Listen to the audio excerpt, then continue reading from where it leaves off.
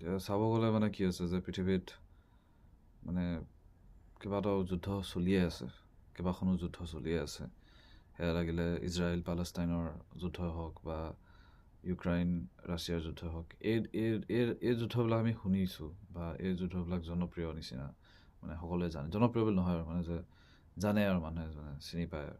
কিন্তু তাৰ লগতে আকৌ আমি মানে আমি জানিব লাগিব যে ম্যানমাৰতো কনফ্লিক্ট চলি আছে, ঠিক তেনেকৈ মণিপুৰতো চলিয়ে আছে। তাৰপিছত আকৌ আৰু বিভিন্ন ঠাইত কিছুমান কনফ্লিক্ট চলি আছে। এয়া বৰ দুখ লগা কথা বুলিয়ে ক'ব লাগিব যে আজিৰ তাৰিখতো, আজিৰ সময়তো, ইমান বছৰ মই যেতিয়া সৰু আছিলোঁ, মোৰ মনত আছে যেতিয়া 2005 চন মানত কথা, তেতিয়া চাগে এনেকুৱা ভাবিছিলোঁ যে 2020-25 মানলৈকে কি বদলি যাব, মানে কি বদলি যাব, এনেকুৱা এটা মানে কল্পনা এটা আছিল সেই সময়বোৰত।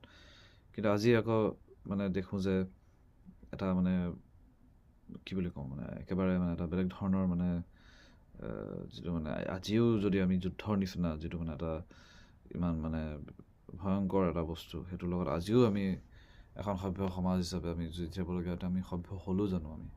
সেইটো এটা ডাঙৰ প্ৰশ্ন মই ভাবোঁ যে আমাৰ মানে উদয় হয়। আৰু এই পাকিস্তান, ইণ্ডিয়া, ভাৰতৰ যিটো মানে যিখন মানে এটা আৰম্ভণি নিচিনা লাগিছে, যে এখন মই এইটো আশা কৰোঁ যাতে দীঘলীয়া যাতে নহয়, কাৰণ দীঘলীয়া হোৱা মানে হৈছে যে কি বহুত মানুহ, কোটি কোটি মানুহ মানে ফচি যোৱা যুদ্ধখনৰ লগত। হয়, কিছুমান লোকে ভুল কৰিছে, কিন্তু সেই ভুলৰ শাস্তি মানে মানে বহুত অন্য লোকেতো পোৱাটোতো উচিত কথা নহয়।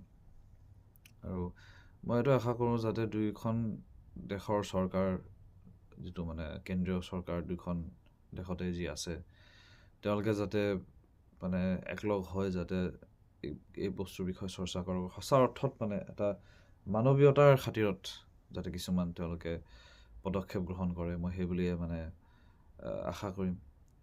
কাৰণ বহুত ভয় লগা কথা এইবিলাক, কাৰণ আমি নাজানো কি পৰ্যায়লৈ পাই যাব পাৰে এই ধৰণৰ এটা যদি এখন এটা মানে যুঁজ বা যুদ্ধ এখন যদি আৰম্ভ হয়, সি কি পৰ্যায়লৈ গুচি যাব পাৰে সেয়া ক'বলৈ বহুত দিগদাৰ। আৰু মানে এইটোৱে আশা কৰিব পাৰি যাতে মানে সোনকালে শেষ হয়, আৰু কোনো ধৰণৰ যাতে মানে কি বুলি কওঁ, মানে সেয়া আৰু মানে বেয়া লাগে, দুখ লাগে এই ধৰণৰ কথাবোৰ যেতিয়া শুনিবলৈ পোৱা যায় যে মানে হয়, যিটো মানে পেহেলগামৰ যিটো ঘটনা, সেইটো সঁচাকৈ মানে একদম সাংঘাতিক এটা বহুত দুখ লগা কথা। কিন্তু তাৰ উত্তৰত যদি আমি মানে অন্য ধৰণে যদি এটা কিবা ৰেচপনচিবিলিটি মানে পাকিস্তানক